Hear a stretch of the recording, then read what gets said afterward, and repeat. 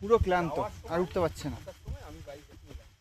এখান থেকে ওইটু করে যাচ্ছে, গিয়ে বসে পড়ছে, আবার একটুখানি যাচ্ছে, গিয়ে বসে পড়ছে।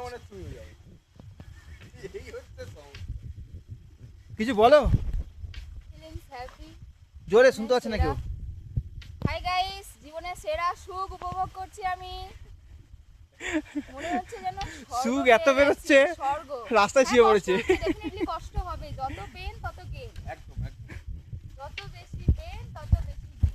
কষ্ট করতেই হবে, ভীষণ ভালো হয় যতই কষ্ট হোক, কিন্তু এরা মনে হয় সুখ জীবনের সেরা সুখ উপভোগ করছি।